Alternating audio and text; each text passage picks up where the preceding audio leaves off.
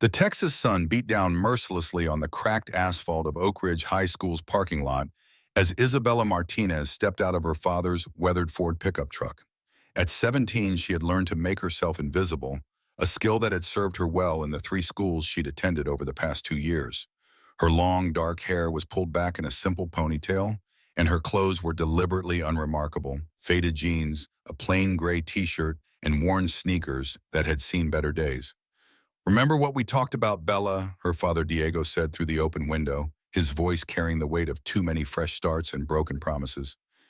"Keep your head down, make no trouble, and don't let anyone know what you taught me," Isabella finished, her voice tinged with the exhaustion that came from hearing the same speech at every new school. "I know, Papa." Diego's weathered face softened slightly. Once those hands gripping the steering wheel had been insured for $1 million each. Once crowds had chanted his name in packed arenas from Madison Square Garden to Las Vegas, the silent storm they'd called him, the man who'd gone 12 rounds with Allie in '73 and knocked Foreman to his knees in an exhibition match before fading into obscurity. Now his knuckles were calloused from construction work and stained with motor oil from the Thompson manufacturing plant, where he worked nights to make ends meet. "It's different this time," he said, though they both knew he'd said those words before. "Oak Ridge is a good town, small, quiet. We can build something here." Isabella nodded, shouldering her worn backpack. "I'll see you tonight, Papa." As the truck pulled away, leaving a small cloud of dust in its wake, Isabella turned to face Oak Ridge High School. The building was typical of small Nebraska town's single-story brick construction with a flagpole out front and a sign that proudly proclaimed, "Home of the Fighting Eagles." What wasn't typical were the small security cameras mounted discreetly at each entrance, the latest technology part of a Defense Department grant program that had chosen Oak Ridge as one of its test sites.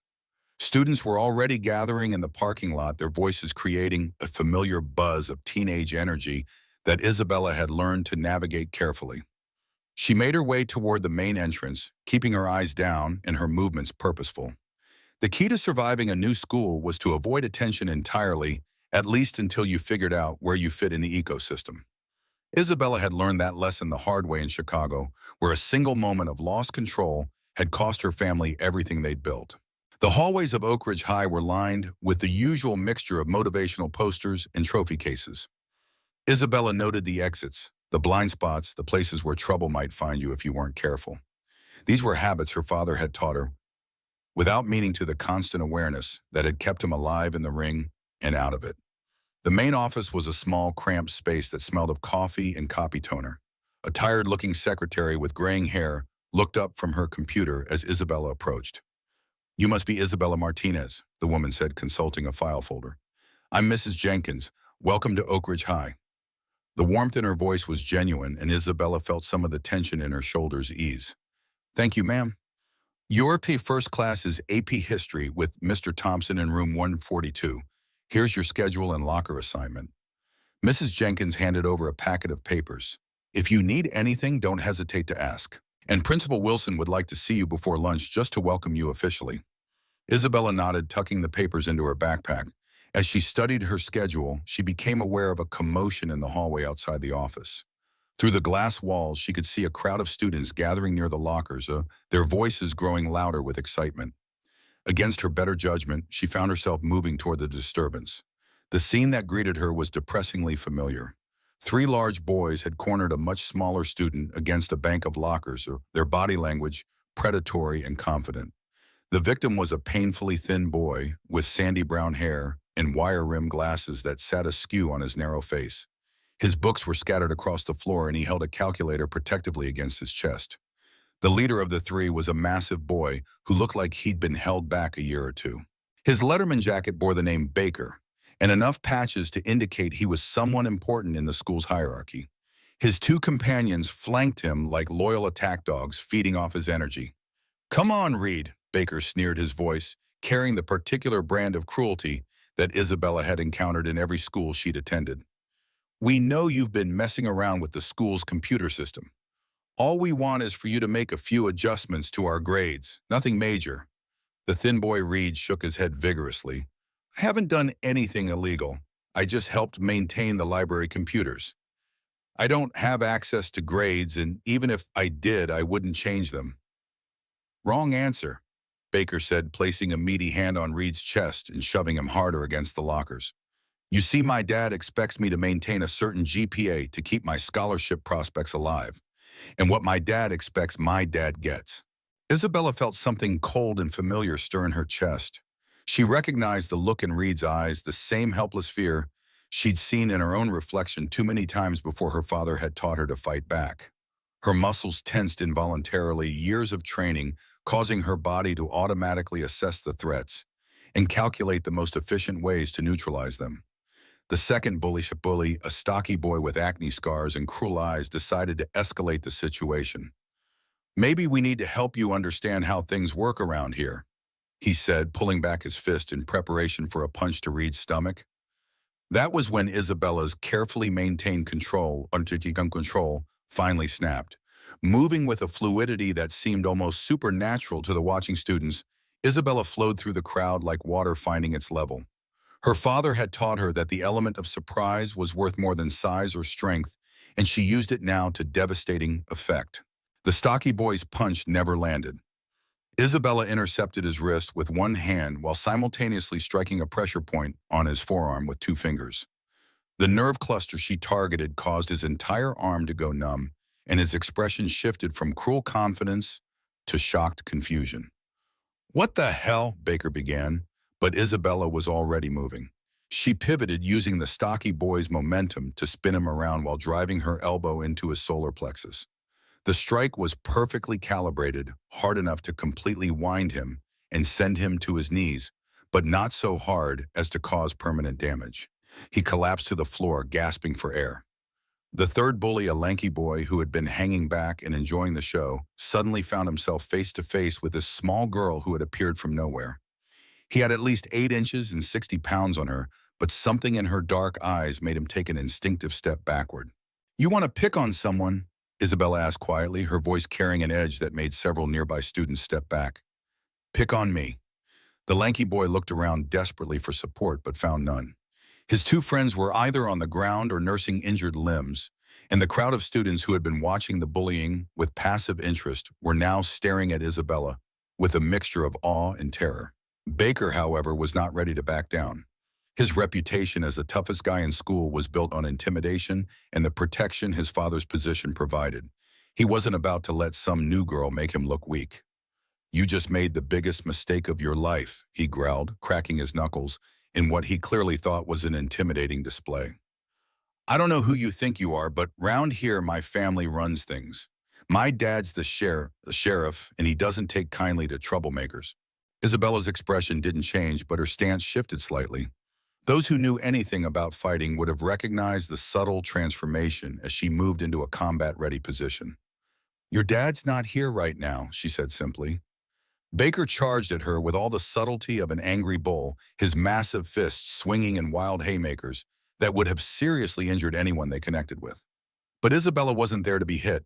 She moved like smoke, slipping between his punches with an economy of motion that spoke of thousands of hours of training. As Baker's momentum carried him past her, Isabella struck. Her first blow was a precise uppercut to his floating ribs, causing him to double over in pain. Before he could recover, she swept his legs with a technique that sent him crashing to the floor with a sound that echoed through the hallway. The lanky boy, seeing his leader defeated so easily, decided that discretion was the better part of valor and began backing away.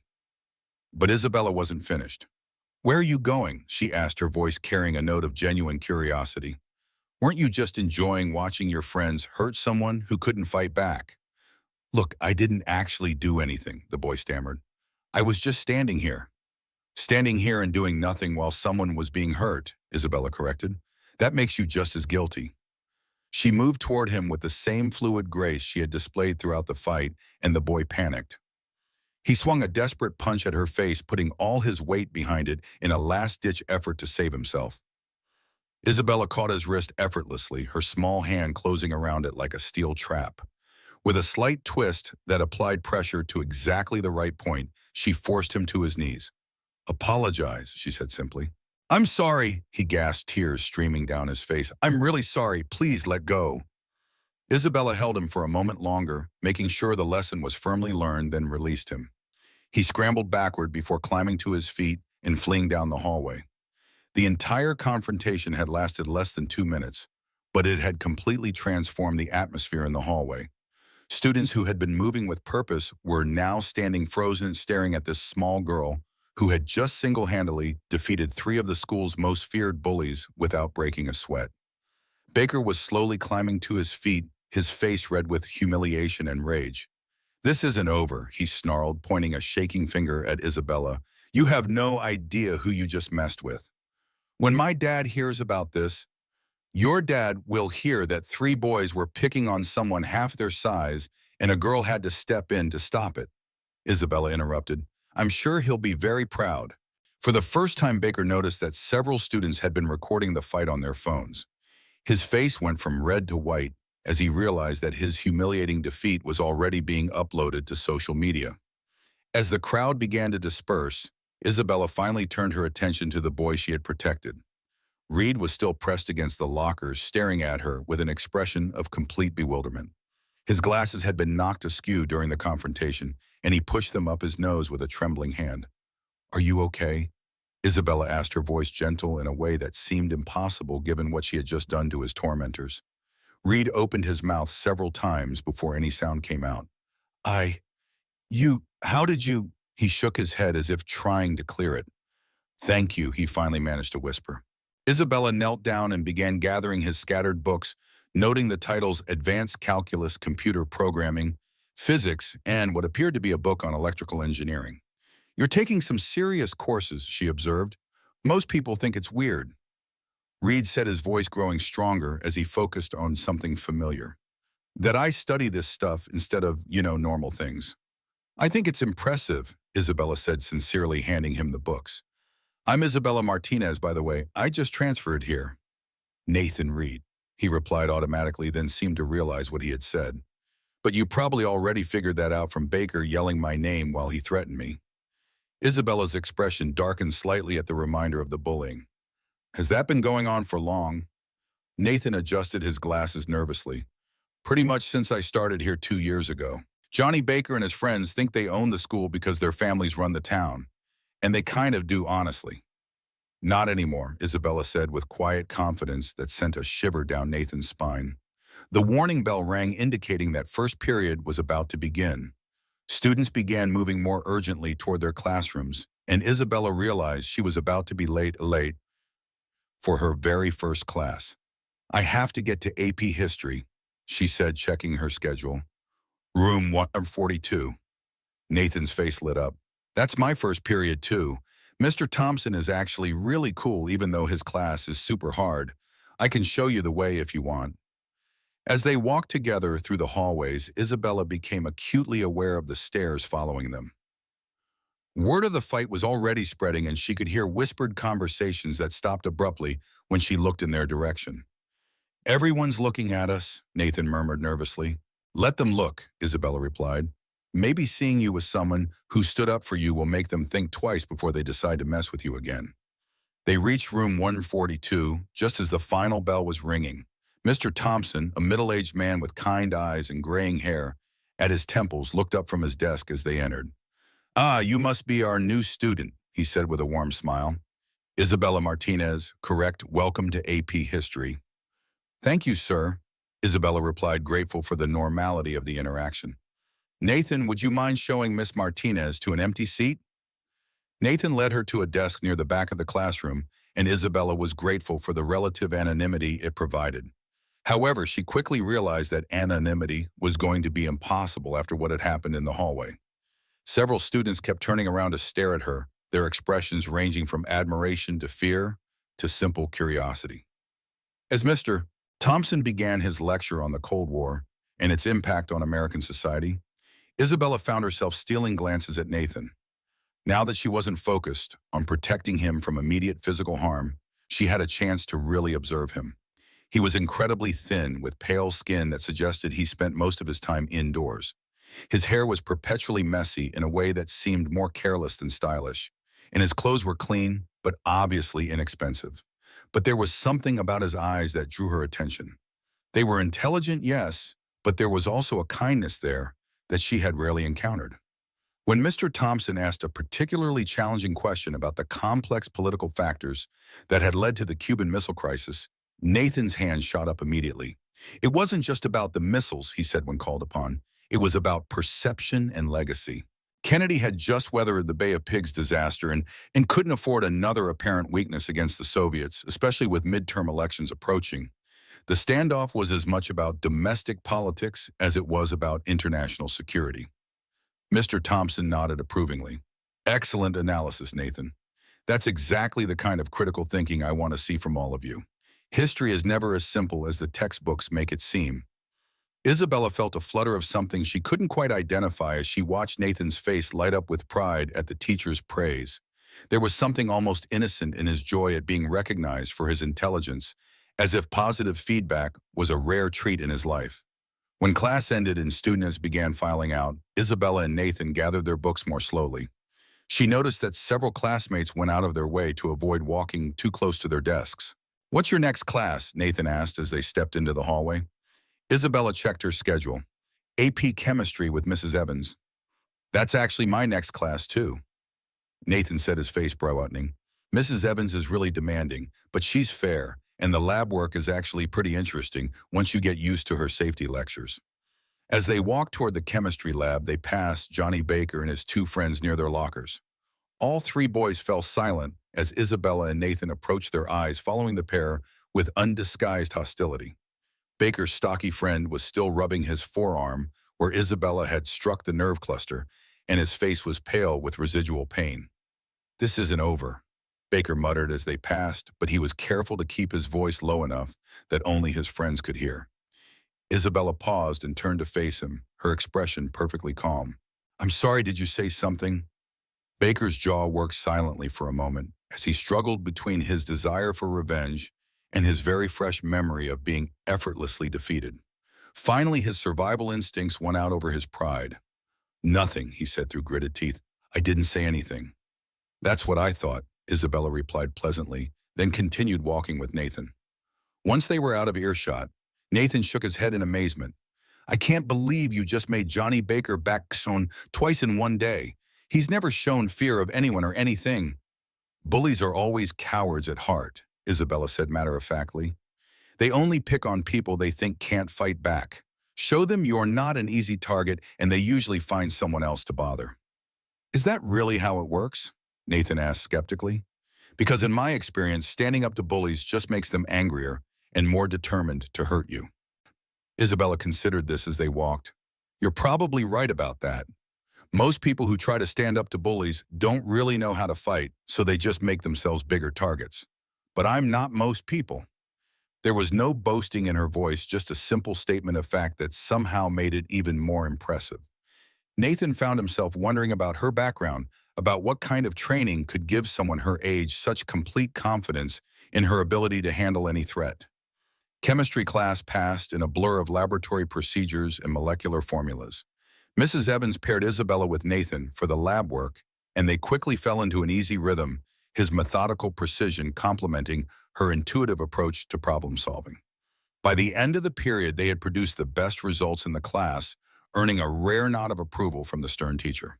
As they left the classroom, Nathan hesitantly asked, "Would you like to eat lunch with me? I usually sit in the library, but—" "I'd like that," Isabella interrupted with a genuine smile, surprising herself with how much she meant it.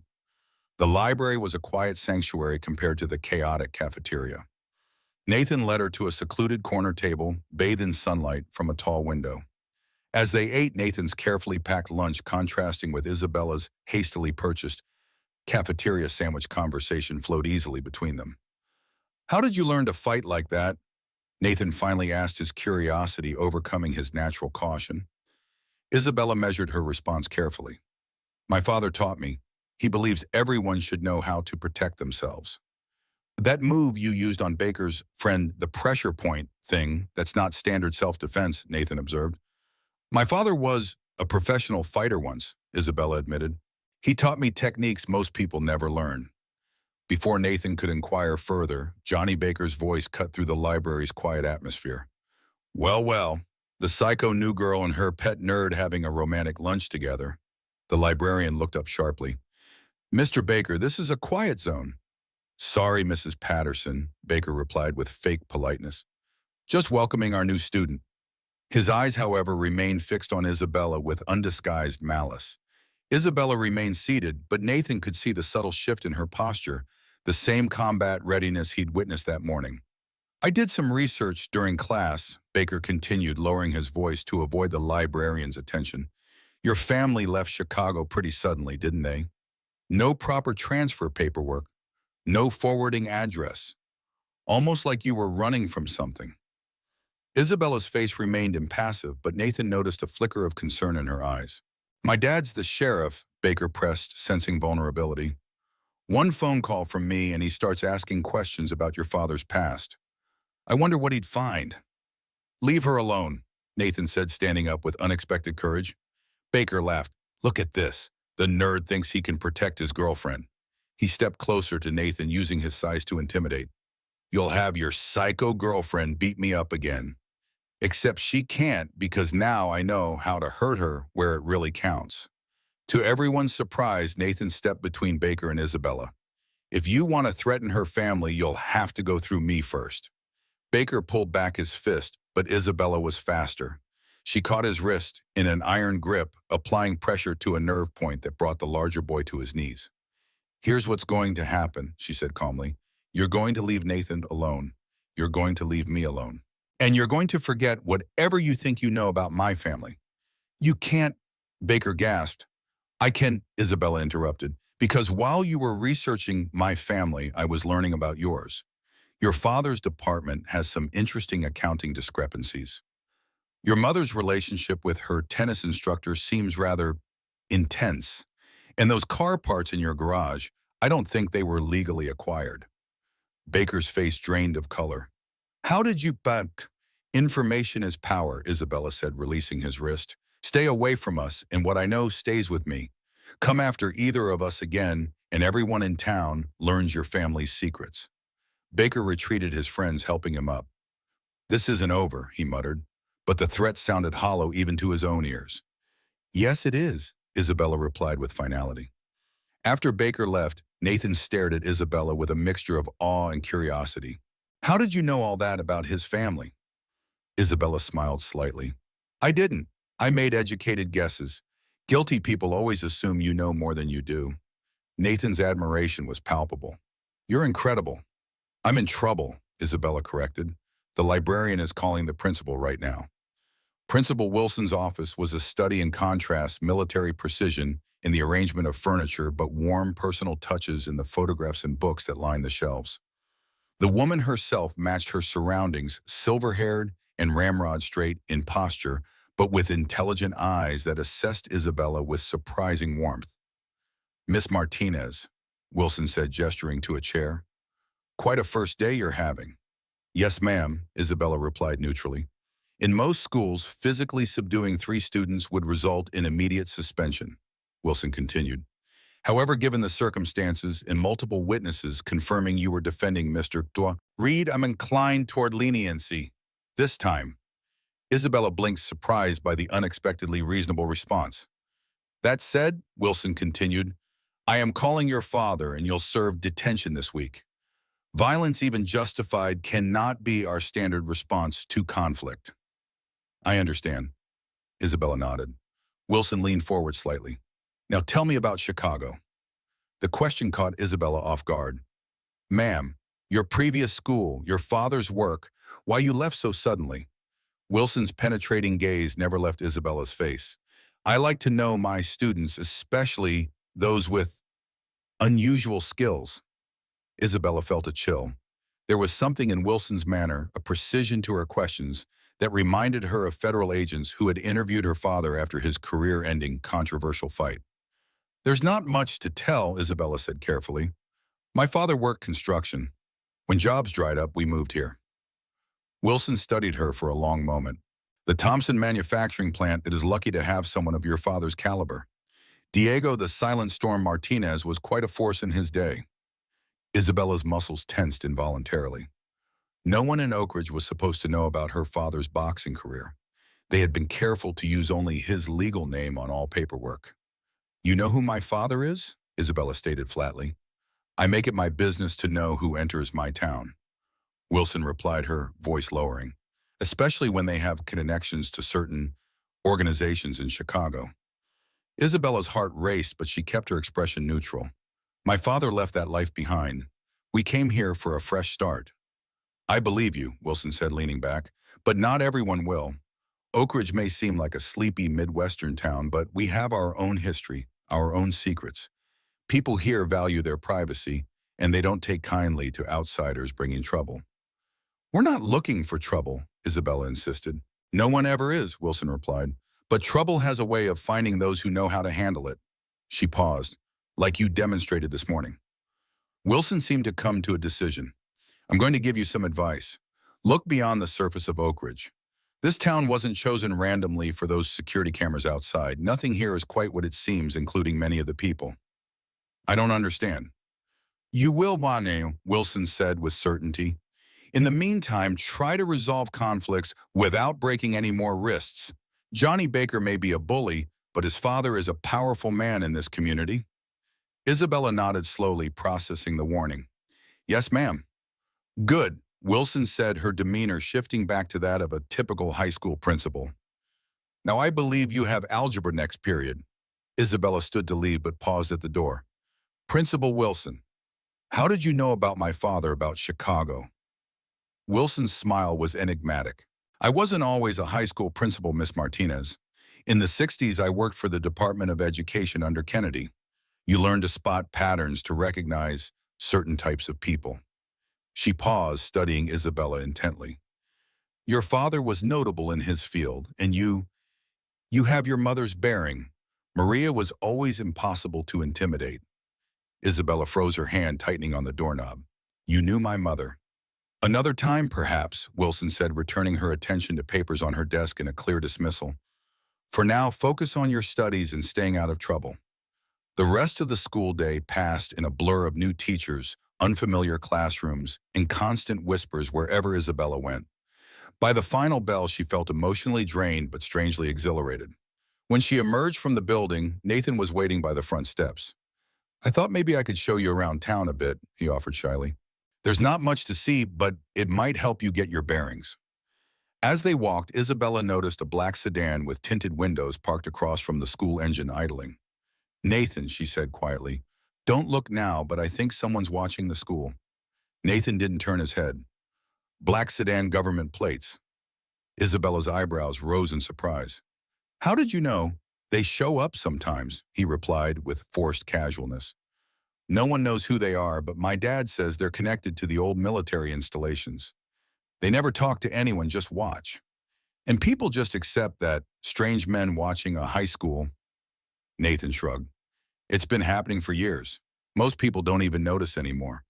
Welcome to Oak Ridge, where government surveillance is just part of the landscape. Isabella felt a chill. What kind of town had her father brought them to? Nathan led her away from the main road toward what appeared to be an abandoned gas station. The faded sign identified it as a Sinclair station, complete with the company's iconic green dinosaur logo, though the paint was peeling and the windows were boarded up. What is this place? Isabella asked. Sinclair Station closed in '72 when the interstate bypassed Oak Ridge, Nathan explained. But that's not what makes it interesting. The owner never left. Before Isabella could ask what he meant, the door creaked open and an elderly man stepped out. He was tall and lean with a shock of white hair and the ramrod straight posture of a military man. Nathan, the man called, his voice surprisingly strong. Who's your friend? Mr. Blackwood, this is Isabella Martinez, Nathan replied. She just moved to town. Isabella, this is Vincent Blackwood. He owns the station. Former station, Blackwood corrected with a smile. Now it's just my home and workshop. He extended a weathered hand to Isabella. Welcome to Oak Ridge, Miss Martinez. Any friend of Nathan's is welcome here. Isabella shook his hand, noting the strength in his grip and the calluses that spoke of a lifetime of physical work. Vincent was showing me how to restore a '57 Chevy, Nathan explained. He's got the best collection of classic cars in the county. Cars are honest, Blackwood said, his blue eyes twinkling. Unlike people, they only hide what's under the hood, and even that can be discovered with the right tools and patience. He studied Isabella with an intensity that reminded her uncomfortably of Principal Wilson. "You're Diego Martinez's daughter." It wasn't a question, and Isabella felt her guard rising again. "Yes, sir. I saw your father fight Foreman in '73. Blackwood continued. "Exhibition match wasn't supposed to be competitive, but your dad gave him a real run. Knocked him down in the 8th round with a left hook no one saw coming. Never seen anything like it." Isabella remained silent, unsure how to respond to yet another person who somehow knew her family's history. "Sir," Nathan interjected, sensing her unease. "I was going to show Isabella the lookout tower. Would that be okay?" Blackwood's expression shifted, becoming more serious. "The old warning tower. It's not exactly safe, Nathan. Parts of that structure are over 40 years old."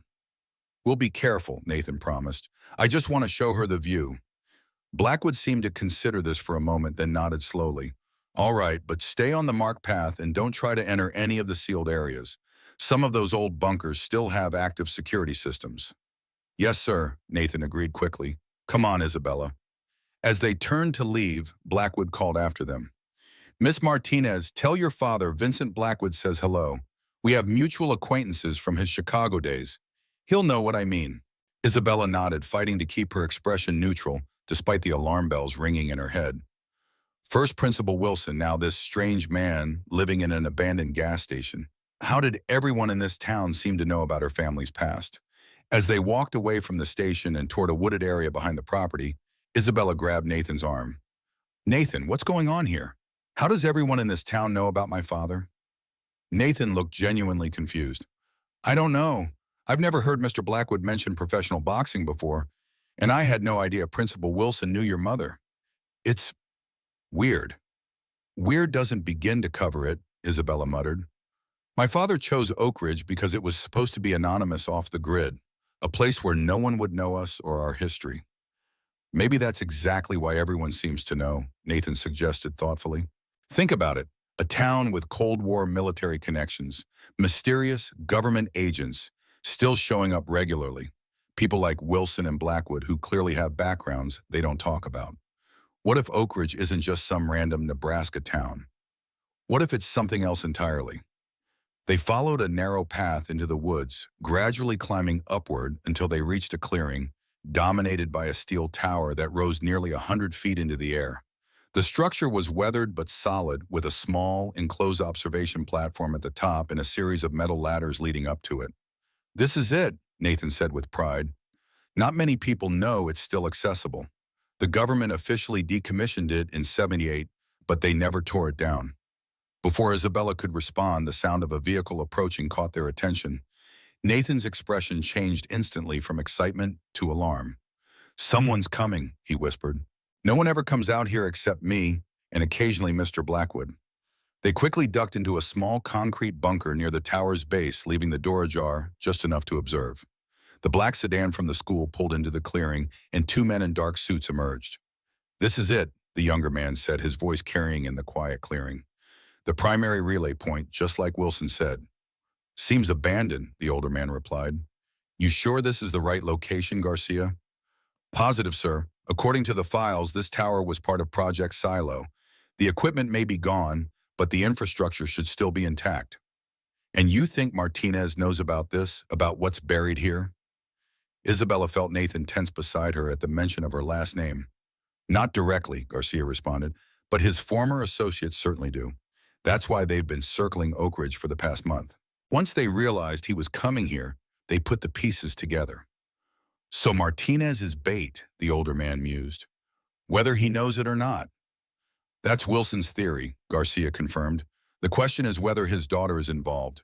The incident at the school today suggests she's inherited her father's talents. And her mother's instincts," the older man added. "Maria was one of our best before she went rogue." Isabella's heart hammered in her chest. These men knew her mother knew things about her that even Isabella didn't know.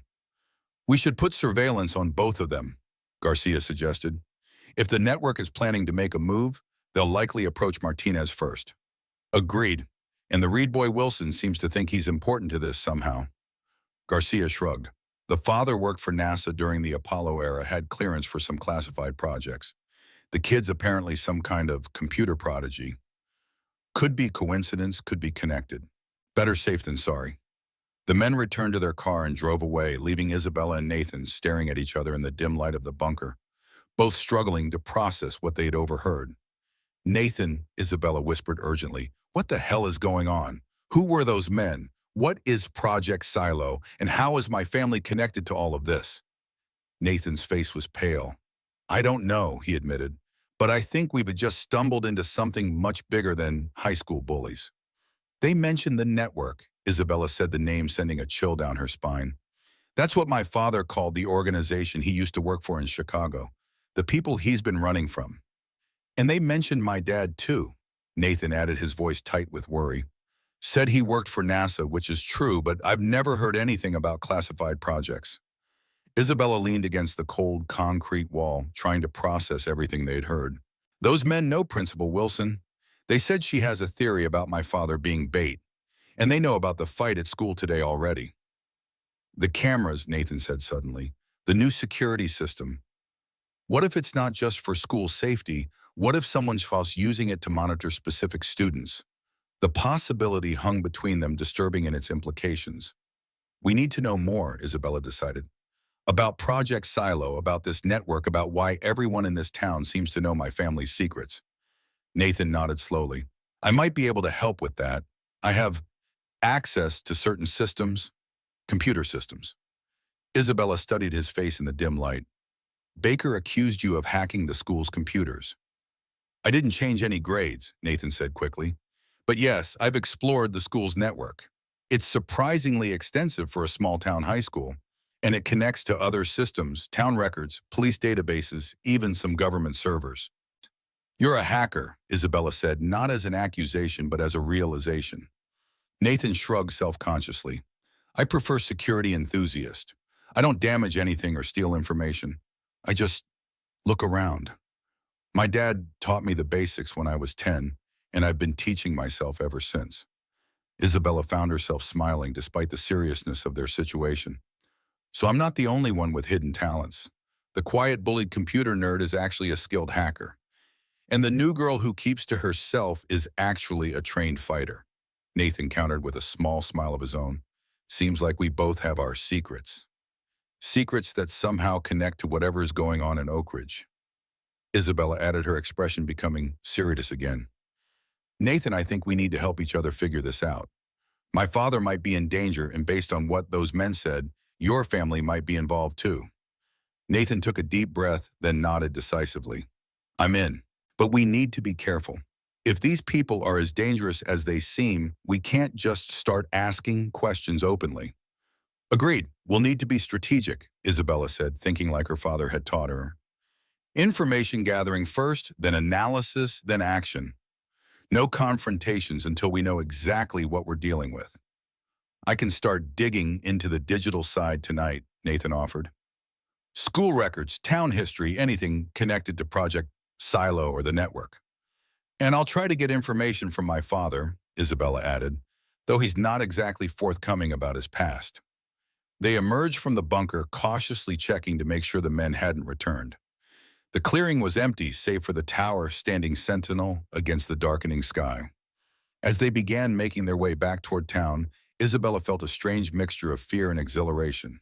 In less than 12 hours, Oak Ridge had gone from being a potential fresh start to the center of a mystery that somehow involved her family's past, shadowy government agents, and secrets buried since the Cold War. She glanced at Nathan walking beside her, his thin frame somehow straighter than it had been that morning, as if standing up to Baker had awakened something in him. Whatever was happening in Oak Ridge, whatever dangers they might face, at least she wasn't facing them alone anymore. For the first time since leaving Chicago, Isabella felt something like hope. The Martinez home was a small rental on the outskirts of town, a modest single story with peeling paint and a yard that had seen better days. As Isabella approached the front door, she could see her father's silhouette through the thin curtains pacing the living room with the restless energy of a caged fighter. Principal Wilson had called him as promised. Isabella took a deep breath and stepped inside. Diego Martinez stood in the center of the room, his broad shoulders tense beneath his work shirt. Even at 45, even wearing the simple clothes of a factory worker, he moved with the fluid grace of someone who had spent decades perfecting the art of controlled violence. "Sit," he said without preamble as Isabella entered. She complied, keeping her back straight and her expression respectful despite the anxiety building in her chest. "Tell me what happened," her father said, continuing to pace.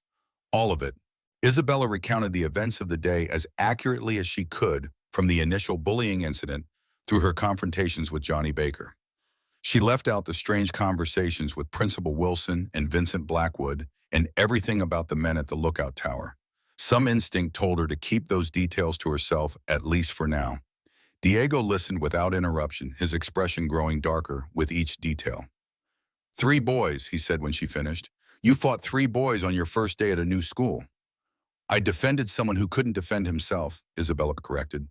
"You broke your promise to me," Diego shot back. "You gave me your word that you would find another way to handle conflicts, that you would not use the skills I taught you unless your own life was in danger."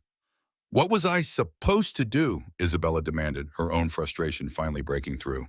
"Stand there and watch them hurt an innocent person? Let them torture someone just because fighting back might be inconvenient for us?" "Yes," Diego exploded, then immediately lowered his voice. "That is exactly what you should have done. You should have walked away, found a teacher, called for help, anything except fighting." "By the time I found a teacher, Nathan would have been seriously hurt," Isabella argued. "Those boys weren't playing around. They were enjoying hurting him." "And that is tragic," Diego said, his voice dropping to a dangerous whisper. "But it is not our problem. We came to Nebraska to escape violence, not to perpetuate it." Isabella stared at her father in disbelief.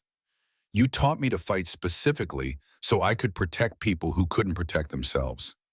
You told me that with power comes responsibility, that those who can fight do also have an obligation to protect those who can't." "That was before," Diego said flatly. "Before what?" "Before I realized what violence costs." Diego finally stopped outpacing it and looked directly at her. "Before I destroyed our lives and forced us to live like fugitives." "You didn't destroy anything," Isabella protested. "You were defending yourself in a legal fight." "It wasn't your fault that—" "Legal," Diego laughed bitterly. "Isabella, nothing about what I did in Chicago was legal.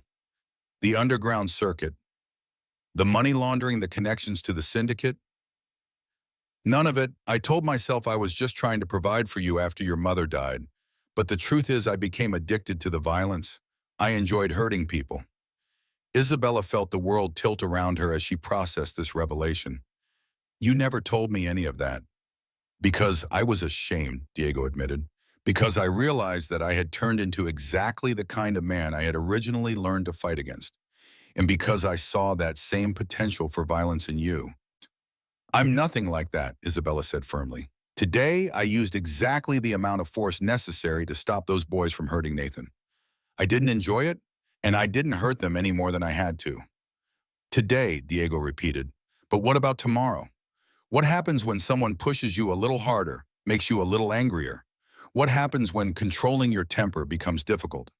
"That won't happen," Isabella insisted. "It happened to me," Diego replied quietly, "and I was just as certain as you are that I would never lose control." They stared at each other across the small living room, the weight of years of unspoken history hanging between them. Finally, Isabella broke the silence. "So what are you saying, that I should just let people get hurt because you're afraid I might turn into someone I'm not?" "I'm saying that we have a chance for a new life here," Diego replied. "A quiet life, a safe life, but only if we don't draw attention to ourselves. And if drawing attention to ourselves is the price of doing what's right—" Diego was quiet for a long moment. "Then we pay that price and live with the consequences. But make no mistake, Isabella, there will be consequences. There always are."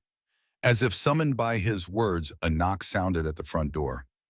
Father and daughter froze, looking at each other with sudden alarm. They weren't expecting any visitors, and in their experience, unexpected visitors rarely brought good news. Diego motioned for Isabel to stay where she was and approached the door cautiously. He looked through the peephole and visibly relaxed. "It's Frank Reed," he said, sounding surprised. "Nathan's father."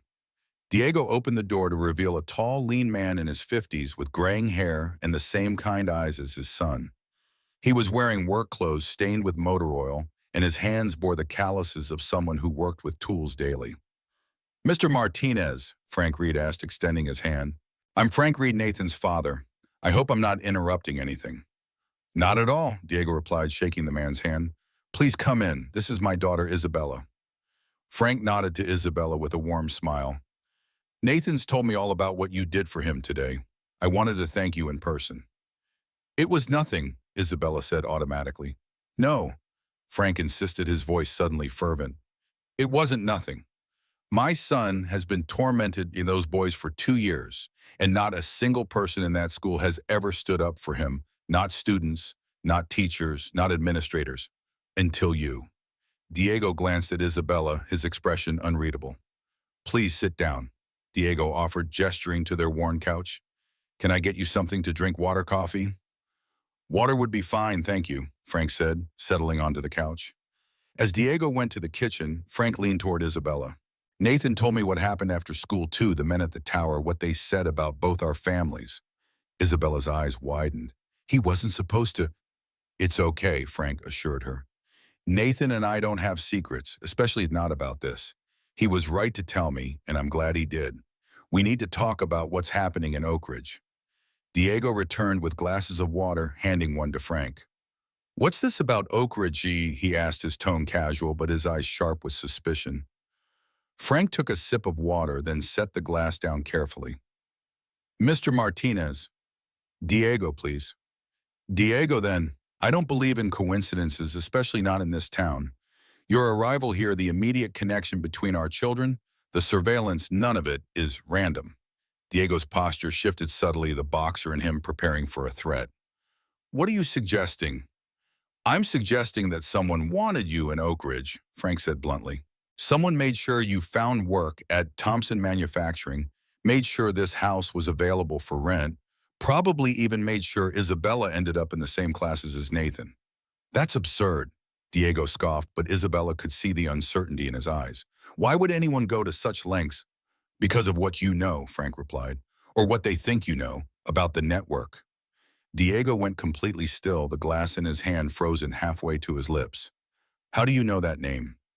Because I've been tracking them for years, Frank said, ever since they tried to recruit me after I left NASA in '76. Dad, Isabella interjected, what's going on? Who are these people? Diego set his glass down carefully. The network is what some of us call the organization that ran the underground fights in Chicago. But it wasn't just about boxing. The fights were a front for something bigger. Money laundering information, trading influence peddling. They had connections to organized crime, yes, but also to certain government agencies. They approached me when I was working on the Apollo guidance systems, Frank added. Said they needed someone with my skills for a special project. When I refused, things started happening, equipment failures, security breaches, all traced back to me. I was forced to resign. What does any of this have to do with Oak Ridge? Isabella asked. Frank and Diego exchanged a look, two men recognizing in each other the same kind of hard-earned caution. Oak Ridge isn't just some random town, Frank said, echoing Nathan's earlier words. It was built around a military installation, one of dozens of missile silos constructed during the Cold War. Most of them were decommissioned in the '70s, but this one was special. Special how? Isabella pressed.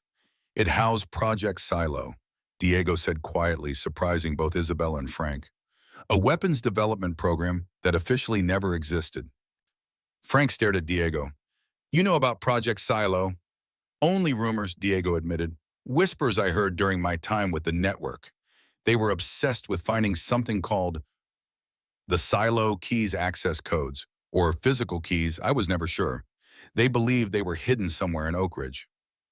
That's why they wanted me, Frank said. I worked on the security protocols for several black projects, including Silo. They thought I could help them find the keys. Isabella's mind raced, trying to connect these new revelations with what she'd learned throughout the day. Principal Wilson, she knows about this too, doesn't she? And that man at the gas station Blackwood? Margaret Wilson was Department of Defense, not Education, Frank confirmed. She was the liaison between military intelligence and the civilian scientists working on Project Silo. And Vincent Blackwood was FBI assigned to monitor potential Soviet infiltration of the project. And so everyone in this town is what, a spy? A government agent, Isabella asked incredulously. Not everyone, Frank said. But Oak Ridge has always had more than its share of people with unusual backgrounds. The town was originally populated with families connected to the military installation. Over time, most moved on, but some stayed people who knew too much to be allowed to simply disappear into civilian life. Like you, Diego observed. Frank nodded. And now, apparently, like you too. Diego's expression darkened. I came here because a man I trusted told me it would be safe. A place to start over, away from the network's reach. Who sent you here? Frank asked. A former FBI agent named Harris. He helped me get out of Chicago after... Diego stopped abruptly, glancing at Isabella. After what happened to Diego Herrera, Isabella finished for him. The fighter you put in a coma. Diego looked at his daughter in surprise. How did you... I overheard you talking about it once, Isabella said. You thought I was asleep. Diego sighed heavily. Herrera wasn't just another fighter. He was connected, the network's enforcer. The fight was supposed to be fixed. I was supposed to go down in the 5th round. But I couldn't do it, not with you watching Isabella. So I fought for real, and when Herrera realized what was happening, he tried to end me permanently. I was fighting for my life. What happened to him? Isabella asked quietly. He never woke up, Diego said, his voice hollow. And the network blamed me for the unwanted attention his injury brought. We had to leave Chicago that night. Frank was watching Diego with a calculating expression. This Agent Harris, what was his first name? William, Diego replied. William Harris. Frank's face went pale. Bill Harris was Vincent Blackwood's partner in the 60s. They worked the Silo case together until Harris was transferred to Chicago in '71. So Harris sent my father here deliberately. Isabella said, the pieces starting to fall into place. But wow, because of what's buried beneath this town, Frank said grimly. Project Silo wasn't just about missiles. It was about what those missiles were designed to carry, a new kind of weapon, something beyond nuclear. That's impossible, Diego objected. I would have heard something. The network had connections, but not at that level. They didn't need connections at that level, Frank said. They just needed people who knew where to look. People like me who helped build the security systems. People like Blackwood and Harris who knew the protocols. And now apparently people like you who might have heard something during your time in their organization. Isabella remembered the conversation they had overheard at the tower. One of the men said my father was bait, that his former associates had been circling Oak Ridge for a month, and that once they realized he was coming here, they put the pieces together. Diego's expression hardened. So I was set up. Harris knew the network would follow me here. And in doing so, they might reveal themselves, Frank concluded. Wilson and her people have been waiting for decades for the network to make a move on Silo. You're the catalyst they've been looking for. A heavy silence fell over the room as the implications sank in. Isabella's mind was spinning with questions, but before she could voice any of them, her father spoke. We're leaving, Diego said decisively. Tonight. I won't be used as bait in someone else's game. You can't, Frank said urgently. If you run now, the network will assume you know something valuable. They'll never stop hunting you, and Wilson's people won't protect you once you're outside Oak Ridge. So what do you suggest, Diego demanded, that we stay here and wait for them to come after us?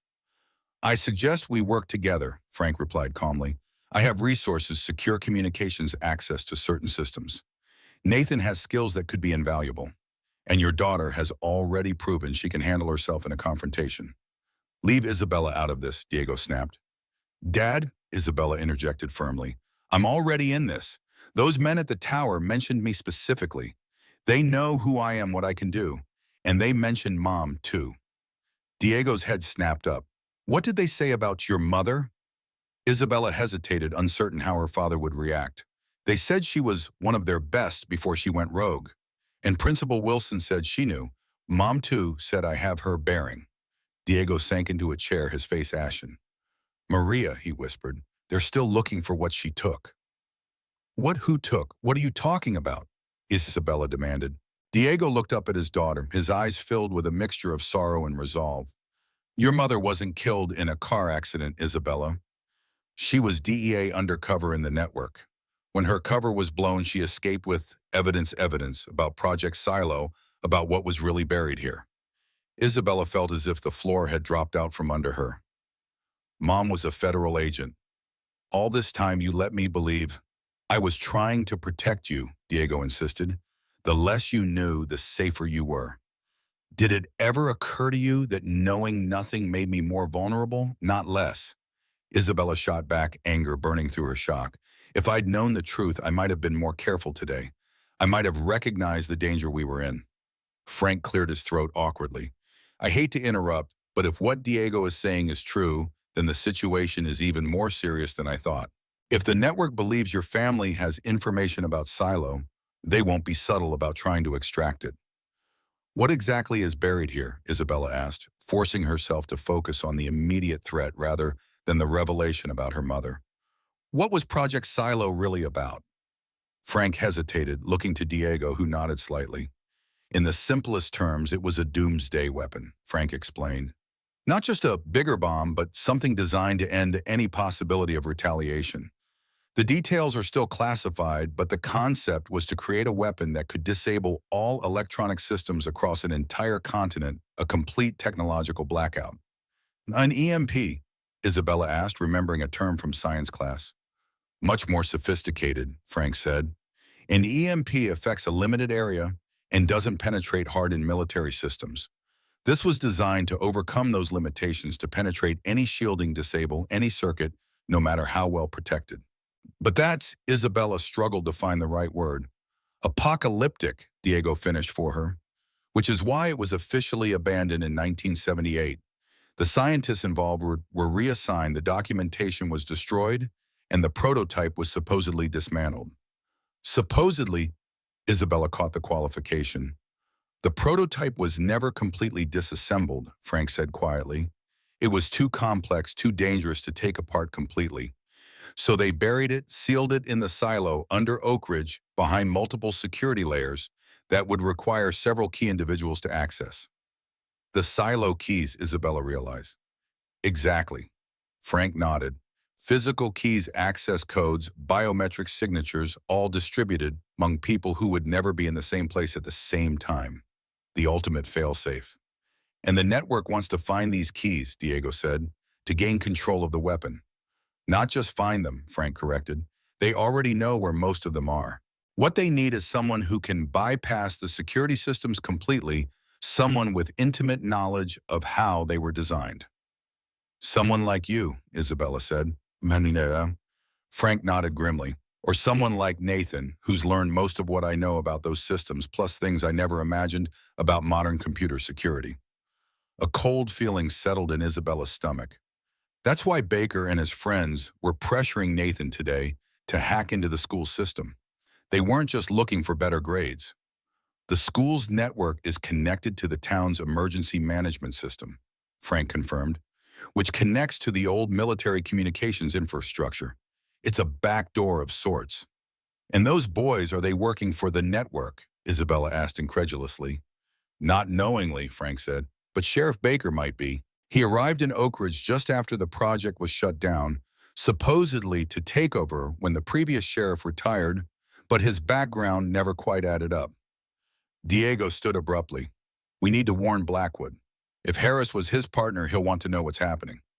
I already spoke to Vincent this afternoon, Frank said.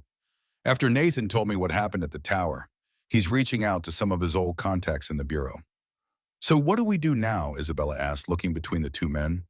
We prepare, Diego said decisively. If they're coming for us for either of our families, we need to be ready. Frank nodded in agreement. My house has a secure basement, a Cold War relic like much of this town. We've got supplies, communications equipment, even some defensive measures. I suggest you pack what you need and join us there tonight. No. Diego shook his head. If we both disappear at the same time, it will only confirm their suspicions. Isabella and I will stay here, maintain normal routines, but we'll be ready to move at a moment's notice. Dad, Isabella protested, if these people are as dangerous as you say, they are, Diego interrupted, which is why we can't panic, can't run, not yet. We need to be strategic. Your father's right, Frank said. For now, the best approach is to gather information while appearing to go about our normal lives. Nathan's already working on accessing some of the old security systems, seeing what kind of digital footprint the network has left around town. Is that safe? Isabella asked, concerned for her new friend. As safe as anything in this situation. Frank replied with a slight smile. My son is remarkably good at covering his tracks. He once broke into the Pentagon's personnel database just to see if he could, and they never detected the intrusion. Despite the gravity of their situation, Isabella couldn't help but be impressed. The quiet, bullied boy she defended that morning was turning out to be far more complex and resourceful than she'd initially realized. So we wait, Diego summarized. We watch, and we prepare for whatever comes next. Frank stood, extending his hand to Diego once more. Partners, then, for our children's sake, if nothing else. Diego hesitated only briefly before shaking Frank's hand firmly. Partners. After Frank left, Isabella helped her father check the locks on all the doors and windows. They moved methodically through the small house, securing entry points and discussing contingency plans with the quiet efficiency of people accustomed to preparing for trouble. You should get some sleep, Diego said, finally glancing at his watch. It's nearly midnight. How am I supposed to sleep after everything I've learned today? Isabella asked, her voice tight with barely controlled emotion. Diego sighed heavily. I know it's a lot to process, especially about your mother. Were you ever going to tell me the truth about her? Isabella asked the question that had been burning inside her since Frank's visit. Diego was quiet for a long moment. I don't know, he admitted finally. I wanted to protect you from that world, from her world, from mine. I wanted you to have a normal life. But we've never had a normal life, Isabella pointed out. We've been running for years. I've changed schools 3 times in 2 years. I've learned to fight like a professional, to watch for threats everywhere I go. None of that is normal, Dad. No, Diego agreed sadly. It isn't. Tell me about her, Isabella said suddenly. Not the cover story you've been telling me my whole life. The truth. What was she really like? Diego's expression softened, his eyes focusing on something far away. She was the most fearless person I've ever known. Brilliant, determined, absolutely committed to justice. When she went undercover in the network, she was supposed to gather evidence of drug trafficking. But she found something much bigger: connections to government projects, to weapons development. She couldn't let it go even when her handlers ordered her to focus on the original mission. How did you meet her? Isabella asked, realizing she'd never heard this part of her parents' story. She was investigating me, Diego said with a small, sad smile. The network had recruited me for the underground fights, and the DEA thought I might be a way into the organization. Maria approached me at a gym in Chicago, pretended to be a boxing journalist. I saw through her cover story almost immediately. She knew too much about fighting to be just a writer. But by then I was already falling for her. Isabella tried to reconcile this new image of her mother with the few fragmented memories. She had: a woman's laugh, the smell of cinnamon, a gentle hand brushing hair from her forehead. When did you find out who she really was? After about 6 months, Diego said. She told me herself, took an enormous risk because she'd developed feelings for me too. We became partners in a way. I fed her information from inside the network, helped her build her case. And then, he stopped, his voice catching. Then what? Isabella prompted gently. Then she got pregnant with you, Diego continued. Her handlers wanted her to terminate the pregnancy to stay undercover. She refused, requested extraction. But before they could pull her out, someone within the DEA betrayed her position to the network. Isabella felt a chill run down her spine. What happened? We ran, Diego said simply, for months staying one step ahead of them. By the time you were born, we thought we were safe. Maria took a leave from the DEA, and we tried to build a normal life together. For almost 5 years we managed it. Until they found us, Isabella guessed. Diego nodded, his eyes haunted by memories. They came to our house when I was away at a legitimate boxing match. Maria got you out, hid you with a neighbor. Then she went back to face them to buy time. By the time I got home, his voice broke. She was gone, Isabella finished softly. Yes, but she'd hidden something first, a data drive with everything she'd gathered on Project Silo, on the network's connections to it. That's what they've been looking for all these years. Isabella's mind raced with implications. Do you have it? This data drive? Diego shook his head. I never found it. Maria must have hidden it somewhere only she knew about. That's why I could never go to the authorities with what I knew. I had no proof, just the word of a washed-up boxer with connections to organized crime. And now the network thinks you've brought the data to Oak Ridge, Isabella realized. That's why they followed us here. Or they think I know something about the actual facility, something I might have overheard during my time with them, Diego added. Either way, they want what's in my head, and they'll do whatever it takes to get it. Isabella absorbed this, trying to process everything she'd learned in the past few hours. Her entire understanding of her family history had been upended, replaced with a story of espionage, betrayal, and hidden weapons of mass destruction. Get some sleep if you can, Diego said gently. Tomorrow we need to appear completely normal. I'll go to work, you'll go to school. But stay alert and stay close to Nathan and his father. They're the only allies we have right now. Isabella nodded, too emotionally drained to argue. As she headed to her bedroom, a text message notification lit up her phone. It was from an unknown number. Basement security cam at school shows Baker and friends meeting with two men in suits at 4:30 today. Couldn't access audio. Working on identifying the men. Be careful tomorrow. And Isabella showed the message to her father. Nathan works fast. Diego observed, a note of reluctant admiration in his voice. He's trying to help us, Isabella said. I know, Diego replied, and we're going to need all the help we can get. But remember, Isabella, in this town trusts no one completely, not even our new allies. With that sobering advice, Isabella retreated to her room. Sleep seemed impossible, but her body's exhaustion eventually overcame her racing mind. Her last conscious thought was of Nathan, the boy she'd protected, becoming the ally she now needed. Their fates, somehow intertwined in a decades-old conspiracy neither of them had known existed when they woke up that morning. In Oak Ridge, it seemed nothing and no one was quite what they appeared to be.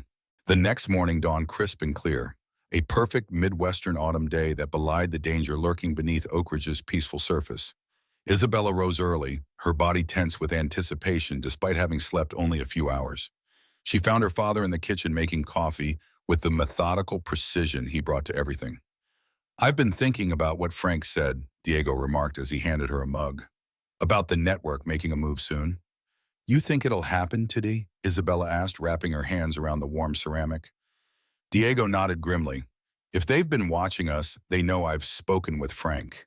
They'll want to act before we can organize any kind of resistance. What's our plan? You go to school, act normal, Diego said firmly. Stay close to Nathan, but be careful what you discuss, even with him. Remember the security cameras. And you? I'm going to work as usual, but I'll keep my phone on me, and I've arranged with Frank to check in every hour. If either of us misses a check-in, the other will know something's wrong. Isabella sipped her coffee, trying to project a calm she didn't feel. Do you think they'll approach us directly, or keep working through intermediaries like Sheriff Baker? Hard to say, Diego admitted. The network typically prefers to maintain distance, use local assets. But if what they're after is as valuable as Frank believes, they might send professionals. The word hung between them, laden with meaning. Professionals meant trained operatives, people with skills similar to Isabella's own, perhaps even better. I should drive you to school today, Diego said, breaking the tense silence. Isabella shook her head. That would signal something's changed. I need to walk like I did yesterday. Diego didn't look happy about it, but he nodded in agreement. Just be, careful. I know, Dad. Isabella's tone softened. I will be. As she shouldered her backpack and prepared to leave, Diego called after her. Isabella, he said, his voice tight with emotion. Your mother would be proud of you. I want you to know that. The unexpected sentiment caught her off guard. Thanks, Dad, she managed, before slipping out the door, her throat suddenly thick with emotion. The walk to school took her past the abandoned Sinclair station. To her surprise, Vincent Blackwood was outside working on what appeared to be a 1957 Chevrolet, its classic lines gleaming in the morning sun. He straightened as she approached, wiping his hands on a rag. Miss Martinez, he called, his voice carrying in the quiet morning air. Got a minute? Isabella hesitated, glancing at her watch. She had time before first period, and something told her this conversation might be important. Morning, Mr. Blackwood, she said, approaching the former station. Nice car. She's a beauty, isn't she? Blackwood ran a hand lovingly along the Chevy's hood. Been restoring her for nearly a decade. Some things can't be rushed. Isabella recognized the opener for what it was: casual conversation establishing a normal pretense for their meeting. Frank Reed stopped by your place last night, Blackwood said, his tone shifting slightly. He did, Isabella confirmed, watching the older man's face carefully. Good, then you know more than you did yesterday. Blackwood moved to the workbench beside the car, gesturing for Isabella to follow. which means it's time for this. He opened a small toolbox and removed what appeared to be an ordinary smartphone. Burner phone, he explained, handing it to her. Secure, untraceable. I've programmed in the numbers you'll need, mine Frank's, and a few others who might be able to help if things go sideways. Isabella accepted the phone, slipping it into her jacket pocket. You were expecting this. It wasn't a question, but Blackwood nodded anyway. Been expecting it for nearly 40 years. Your father's arrival was just the catalyst. Did you know my mother too? Isabella asked suddenly. A shadow passed over Blackwood's weathered face. Maria Diaz was one of the finest agents I ever worked with. I was her first handler when she joined the DEA, and I was the one who authorized her undercover operation into the network. Isabella absorbed this information, another piece of her mother's hidden past falling into place. Did you know what she found about Project Silo? Not everything, Blackwood admitted. She compartmentalized her information standard procedure when dealing with something that sensitive. I knew she discovered a connection between the network and certain military projects, but the specifics, he shook his head. Those died with her, or so we thought. The data drive, Isabella said, remembering her father's words from the night before. Blackwood's almost eyebrows rose slightly. Diego told you about that. Interesting. He's been keeping that card close to his chest for years. He said he never found it, that Mom must have hidden it somewhere only she would know about. Blackwood studied her face intently. Did she ever give you anything, Isabella? Something to keep safe, perhaps a key or a piece of jewelry that seemed particularly important to her? Isabella thought back to her earliest memories, trying to recall anything that might fit that description. I don't think so. I was only 5 when she died. I barely remember her. Disappointment flickered across Blackwood's face, quickly masked. It was a long shot. Listen, Isabella, you need to be especially careful today. My sources indicate the network has moved operatives into position around Oak Ridge. Whatever they're planning, it's happening soon. We know, Isabella said. Dad and Mr. Reed have set up a check-in system. Good, but not enough. Here, Blackwood reached into his pocket and produced a small device that looked like a vintage pocket watch. This is a panic button. Government issue, old school, but reliable. Press the crown 3 times in rapid succession, and it sends an alert to every federal agent in a 50-mile radius. Isabella accepted the device, studying it curiously. There are federal agents nearby. More than you might think, Blackwood said with a thin smile. Oak Ridge has been under discreet surveillance for decades. Project Silo may be officially defunct, but what's buried under this town is still a matter of national security. Why are you helping us? Isabella asked directly. You've been out of the game for years, according to my father. Blackwood's expression hardened. I was never out, just waiting. The network destroyed too many lives, including your mother's, including my partner, Bill Harris, who sent your father here thinking it would help. I owe it to them to see this through. A car horn honked in the distance, breaking the moment. Isabella glanced at her watch and realized she needed to hurry if she was going to make it to first period on time. Go, Blackwood said, sensing her concern. Act normal, stay alert. And Isabella, he paused, his blue eyes intense. Trust your instincts. Maria had the best intuition I've ever seen in the field. If you inherited even half of that, you'll know when something's not right. Isabella nodded her thanks and continued towards school, the weight of the panic button heavy in her pocket. The conversation with Blackwood had only reinforced what she already knew: today would not be a normal day at Oak Ridge High, no matter how carefully they tried to maintain appearances. The school hallways buzzed with the usual morning energy, students clustering around lockers and comparing notes on homework. Isabella spotted Nathan at his locker and made her way toward him, conscious of the curious glances still following her after yesterday's confrontation with Baker. Morning, she said casually as she reached him. Nathan's eyes lit up when he saw her, though the dark circles beneath them suggested he'd had as little sleep as she had. Hey, he replied, his voice deliberately neutral despite the tension evident in his posture. Ready for Thompson's pop quiz? It was a code Isabella realized, a way of asking if she was prepared for whatever might happen today. As ready as I'll ever be, she answered, falling into step beside him as they headed toward their first class. Thanks for the text last night. Nathan nodded slightly. I've been monitoring the school's security system. Baker and his friends are already here, but they're keeping their distance. Something's different about them today. Different how? Subdued, coordinated. Nathan lowered his voice further. They're all wearing earpieces, tiny ones almost invisible unless you know what to look for, and they keep checking their phones at exactly the same intervals. Isabella processed this information, a chill running down her spine. They're being directed. That's my guess, Nathan agreed. I tried to intercept any signals going to their phones, but they're using a frequency I can't access with my equipment. They reached Mr. Thompson's classroom and took their seats near the back, continuing their conversation in whispers as other students filtered in. My dad met with Blackwood last night, Nathan murmured. They think the network is planning to access the silo today, something about a maintenance window in the old security systems that only happens once a year. How would they even get in? Frank said it required multiple keys authorization codes. That's what I've been trying to figure out, Nathan admitted. I spent most of last night digging through the old system files I could access. From what I can tell, the physical entrance to the silo is located somewhere beneath the school itself. Isabella blinked in surprise. The school, but it's relatively new, built in the 70s, right? Built directly over the main access shaft, Nathan confirmed. Hiding in plain sight, the actual entrance is probably in the basement or sub-basement, disguised as maintenance access or utility infrastructure. And Baker's father, being the sheriff, means he has access to every building in town, including all the restricted areas of the school, Nathan finished grimly.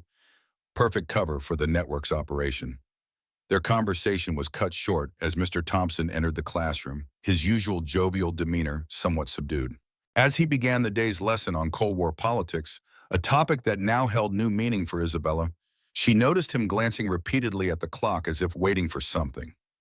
Halfway through the period, Thompson was interrupted by a school-wide announcement in advance over the PA system. Attention all students and faculty. Principal Wilson's voice echoed through the building. We will be conducting an emergency preparedness drill during third period today.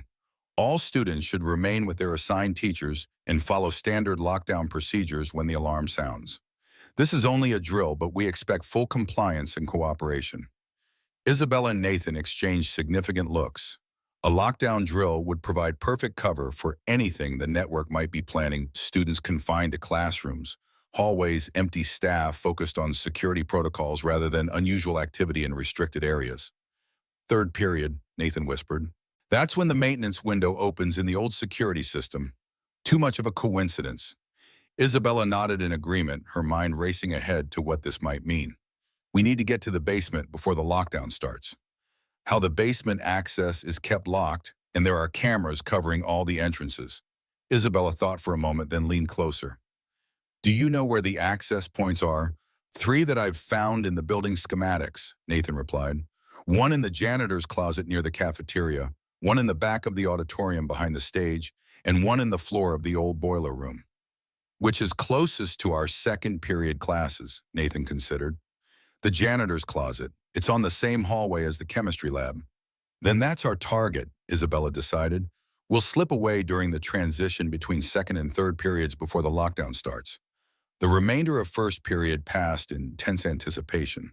As they gathered their books to head to chemistry, Isabella noticed Johnny Baker watching them from across the hallway, his expression unreadable but his posture alert. The earpiece Nathan had mentioned was just visible, a tiny clear device nestled in his right ear. Chemistry class dragged interminably, Mrs. Evans droning on about molecular structures, while Isabella's mind worked through potential scenarios and contingency plans. Nathan, seated beside her at their lab station, seemed equally distracted, his usual meticulous note-taking replaced by distracted glances at the clock. When the bell finally rang to end second period, they moved with deliberate casualness, gathering their books slowly to let the other students clear out ahead of them. Ready? Isabella murmured as the last of their classmates exited. Nathan nodded, his face pale but determined. The janitor's closet is at the end of this hallway past the water fountains. Cameras are positioned at both ends of the corridor, but there's a blind spot right in front of the closet door, a design flaw in the original security setup. They moved into the hallway, timing their steps to reach the janitor's closet during the heaviest corridor traffic, using other students as visual cover. As they approached the door, Isabella spotted a faculty member she didn't recognize, standing nearby, ostensibly checking his phone, but positioned with a clear view of the closet entrance. Trouble, she whispered to Nathan. 3 o'clock, adult unfamiliar watching the door.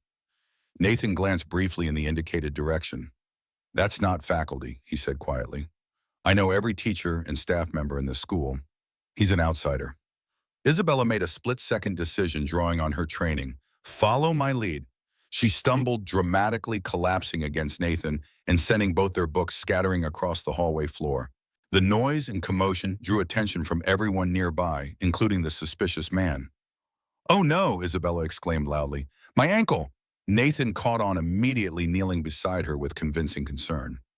Can you stand? Should I get the nurse? The unknown man took a step toward them, his hand moving subtly toward his waistband, where a weapon might be concealed. Isabella realized with a jolt of adrenaline. Before he could reach them, Isabella saw a familiar figure approaching from the opposite direction, Principal Wilson moving with purposeful strides. What's happening here? Wilson asked, her tone professional, but her eyes sharp as they took in the scene. I twisted my ankle, Isabella explained, maintaining her cover story. Nathan was helping me. Wilson glanced at the unknown man who had stopped his approach and was now pretending to check the bulletin board nearby. A silent communication seemed to pass between them, brief but unmistakable. Mr. Reed, please help Miss Martinez to the nurse's office. Wilson instructed loudly enough for others to hear. Then leaning closer, she whispered, Southwest stairwell behind the vending machine. Code is 3851. Go now. Without waiting for a response, Wilson straightened and walked directly toward the unknown man, engaging him in what appeared to be casual conversation, but effectively blocking his view of the hallway. Isabella leaned on Nathan convincingly as they limped away, heading not toward the nurse's office, but taking a circuitous route to the southwest stairwell as instructed. The area was deserted, most students already in their third-period classes in anticipation of the lockdown drill.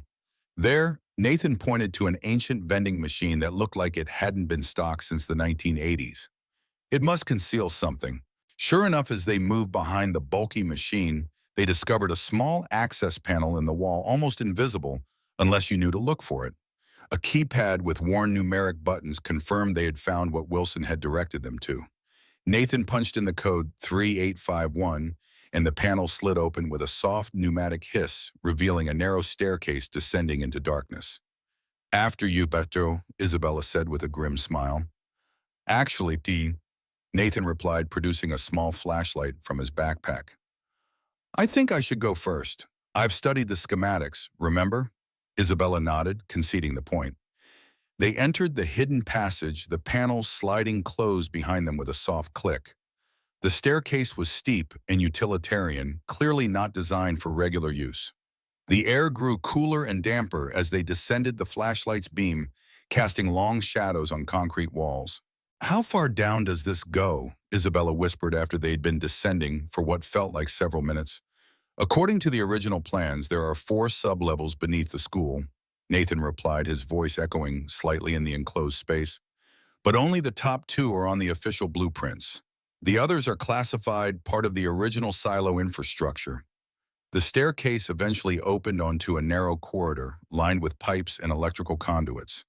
The space had the feel of a utility tunnel, deliberately mundane to discourage curiosity. Nathan consulted a small device, something he'd clearly cobbled together from spare electronics parts. Signal detector, he explained, noticing Isabella's questioning look. If the network is using radio communications, this might help us locate them. The device emitted a faint clicking sound, increasing in frequency as Nathan turned to the right. This way, he whispered. Someone's using transmitters down here. They moved cautiously down the corridor, the clicking growing steadily more rapid. The passage eventually opened into a larger area that resembled a maintenance hub, with multiple tunnels branching off in different directions. Ancient equipment lined the wall's control panels, with analog dials and switches reminiscent of Cold War-era technology. This is part of the original installation, Nathan said, his voice hushed with something like, awe. Pre-digital security systems hardened against EMP. This is incredible. Focus, Nathan, Isabella reminded him gently. Which way to the silo access? Before he could answer, voices echoed from one of the tunnels to their left. Multiple speakers, their tones urgent and professional. Isabella pulled Nathan into the shadows behind a bank of electrical equipment, pressing a finger to her lips. Confirm that Martinez is at the factory, a male voice was saying. The daughter is still at the school contained within the lockdown protocol. We're clear to proceed. And the Reed boy, another voice asked. No visual confirmation for the past 15 minutes. Security cameras show him entering the nurse's office with the Martinez girl, but no footage of them since. Could be a blind spot in the coverage. Find them, a third voice ordered, this one carrying unmistakable authority. They're the only variables left in play. Everyone else is accounted for. Footsteps approached their hiding place, deliberate measured steps that spoke of professional training. Isabella tensed, preparing for a confrontation. She caught Nathan's eye and gestured for him to stay hidden no matter what happened next. The footsteps paused just yards from their position. Isabella could make out the silhouette of a man in tactical gear, his hand resting on what was clearly a holstered weapon. Command, this is Bravo Team, the man said quietly, speaking into a communication device. Maintenance hub clear, proceeding to primary access point. The man moved on his footsteps, receding down another corridor. When the sound had faded completely, Isabella released the breath she'd been holding. That was close, Nathan whispered. Too close, Isabella agreed. But now we know they're headed for the primary access point, whatever that is. I think I know, Nathan said, consulting his mental map of the facility. There's a central chamber where all these tunnels converge, the original command center for the silo operations. If they're going to access the weapon, that's where they do it. Can we get there without following them directly? Nathan nodded. There should be maintenance crawlways running parallel to the main quarters, designed for accessing utilities without disrupting operations. They won't be comfortable, but they'll get us there undetected. Lead the way, Isabella said, impressed once again by Nathan's knowledge of the facility's layout. They located a small access hatch set into the wall near floor level. Nathan worked the manual release, revealing a cramped tunnel barely large enough for an adult to navigate on hands and knees. He slipped inside first, Isabella following close behind. The maintenance crawlway was claustrophobic and dusty, clearly unused for decades. They moved slowly, careful to make as little noise as possible. Nathan navigated by memory and intuition, taking turns with confidence despite the near-total darkness. After what felt like an eternity of crawling through the confined space, Nathan stopped abruptly. We're here, he whispered, pointing to a ventilation grate in the floor of the crawlway. Looking through the grate, Isabella could see into a large circular chamber below. The space was dominated by ancient computer banks and control consoles arranged in concentric circles around a central platform. The overall effect was reminiscent of a NASA mission control room from the 1960s, though with a distinctly military aesthetic. More importantly, the chamber was filled with people, at least a dozen operatives in tactical gear, moving with the disciplined precision of a well-coordinated team. At the center of the activity stood a distinguished-looking man in his 60s, silver-haired and commanding, directing operations with quiet authority. That's him, Nathan breathed, barely audible even in the confined space. Edward King, former CIA, rumored to be the current head of the network. My dad has a file on him a mile long. Isabella studied the man with professional interest, noting his confident posture and the deference shown to him by the others. This was someone accustomed to power, to being obeyed without question. Her assessment was interrupted by the arrival of new figures in the chamber, Sheriff Baker flanked by two men in suits, who Isabella recognized immediately as the men from the lookout tower. Behind them came Johnny Baker and his two friends, looking uncomfortable and out of place among the professionals. Status report, King demanded. School is in full lockdown, sir, Sheriff Baker replied. Wilson believes it's a standard security drill. All staff and students are contained and accounted for. Except for the Reed boy and the Martinez girl, one of the suited men, Garcia, Isabella recalled, added. They've dropped off the surveillance grid. King's expression darkened. Find them. They're the most immediate threat to the operation. With respect, sir, Sheriff Baker interjected. They're just teenagers. What threat could they possibly pose? King fixed the sheriff with a cold stare. The Reed boy has inherited his father's aptitude for security systems, and the Martinez girl has clearly inherited her mother's combat training. Together, they represent a significant variable, one I don't intend to leave unaddressed. He turned to Johnny and his friends. You three, you know the school better than anyone. Where would they go if they wanted to avoid detection? Johnny shifted uncomfortably. The computer lab has some blind spots in the camera coverage. Reed hangs out there a lot.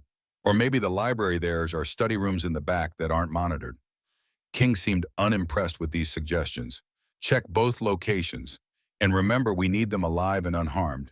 They might have information we need. As Johnny and his friends departed with obvious relief, King returned his attention to the central platform. Where are we? Are we on the access protocols?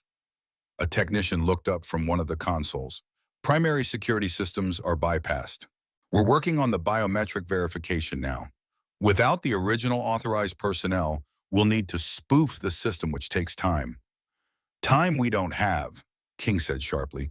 Our window of opportunity closes in 37 minutes. After that, the automated security resets will lock us out completely. We're working as fast as we can, sir, but this technology is unique. A hybrid of analog and early digital systems that doesn't respond to our standard override protocols. King's frustration was palpable. Then bring in the Elder Reed. If anyone can bypass these systems, it's him. The command sent a jolt of alarm through Isabella. Frank Reed was part of their contingency plan. If the network had him, their options were severely limited. Sir, Garcia said hesitantly, Reed isn't responding to the extraction team. His location is secure, and he's implemented some kind of defensive measures. The team reports they'll need at least an hour to breach his perimeter. We don't have an hour, King snapped. What about Martinez? En route now, sir. Our team at the factory reports minimal resistance. He should be here within 5 minutes. Isabella's heart sank. Her father had been captured, was being brought here even now. She had to do something, had to act before it was too late. She caught Nathan's eye, seeing her own determination reflected there. We need a plan, she whispered. Fast. Nathan nodded, his mind clearly racing. I think I can help with that, he said, reaching into his backpack and producing what looked like a small circuit board with attached wires and a crude keypad. I built this last night, a universal override for the school's emergency systems. It can trigger fire alarms, sprinklers, emergency lighting, anything connected to the central safety infrastructure. Which would create a diversion, Isabella continued his thought, and potentially force an evacuation of the school. Exactly. But to use it, we need to access one of the main control panels, which are all in that room. Nathan pointed through the grate at a bank of equipment along one wall of the chamber. Isabella considered their options. We need to split up, she decided.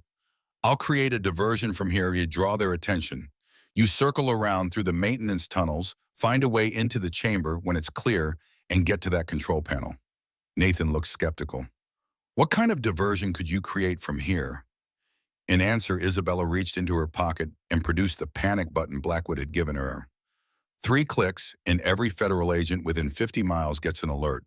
Blackwood said there are more in the area than we might think. That's not a diversion, Nathan protested. That's calling in the cavalry, which will force the network to either abandon their operation or accelerate it, Isabella explained. Either way, it creates chaos we can use to our advantage. Nathan still looked uncertain. It's risky. If King realizes we're here, he already knows we're somewhere in the building, Isabella pointed out. At least this way we control the timing. She paused, studying his worried expression. I know it's dangerous, Nathan, but we're out of options and nearly out of time. After a moment's hesitation, Nathan nodded. Okay, but give me 5 minutes to get into position first. There's another access point on the far side of the chamber, a maintenance hatch behind those old computer banks. I can reach it through this network of crawlways. 5 minutes, Isabella agreed. Then I press the button and all hell breaks loose. Nathan squeezed her hand briefly before turning and crawling away into the darkness of the maintenance tunnel. Isabella watched him go, a complex mixture of emotions churning in her chest, fear for his safety, admiration for his courage, and something else she wasn't quite ready to name. When Nathan had disappeared from sight, Isabella turned her attention back to the chamber below. King was growing visibly impatient, pacing the central platform, while his team worked frantically at various consoles. New arrivals were entering the chamber, including 2 men half-carrying, half-dragging a third figure between them. Isabella's breath caught as she recognized her father. Diego's face was bruised, a trickle of blood running from his temple, but his expression remained defiant. He was thrust roughly into a chair on the central platform, directly facing King. Martinez, King said, his tone almost conversational. It's been a long time. Not long enough, King, Diego replied, his voice steady despite his obvious injuries. I'm going to make this simple, King continued. We need access to Project Silo.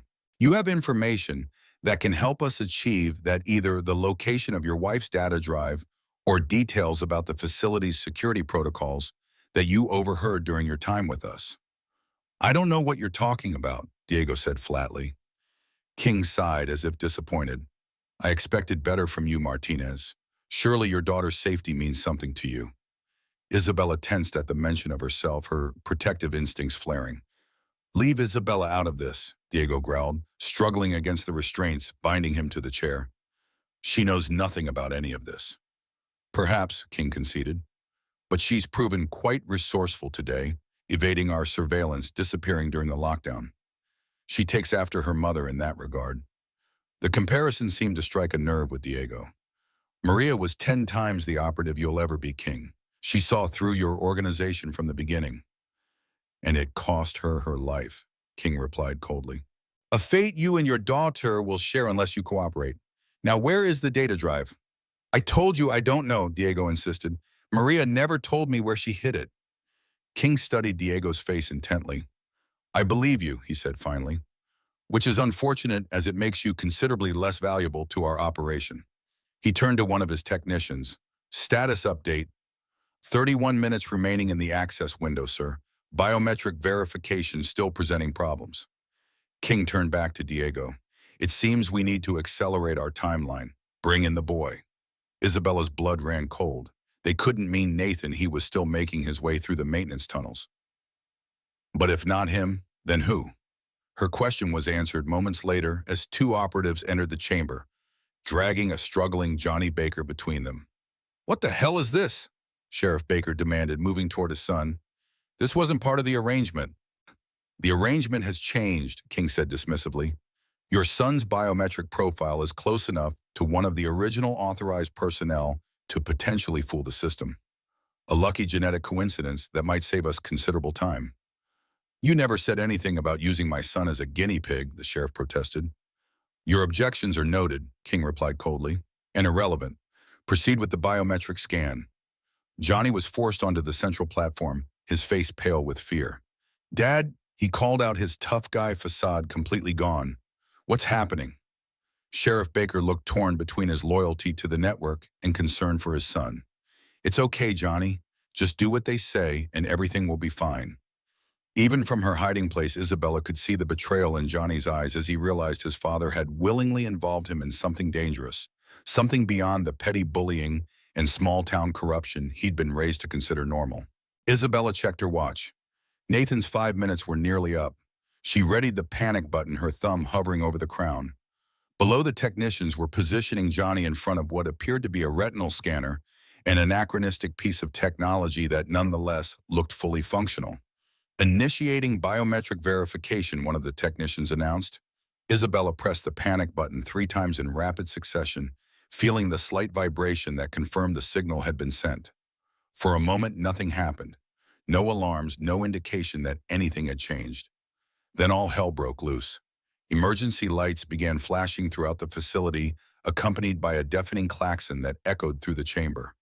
The ancient computer system sparked and sputtered, displays flickering erratically. What the hell is happening? King demanded over the noise.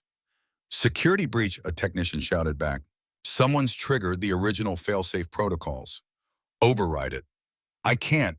These systems are hardwired. They're responding to a physical trigger, not a digital command. King's face contorted with rage. Find the source now. In the confusion, Isabella saw her chance. She removed the ventilation grate as quietly as possible and lowered herself into the chamber, using the shadows and the distraction of the alarms to conceal her presence.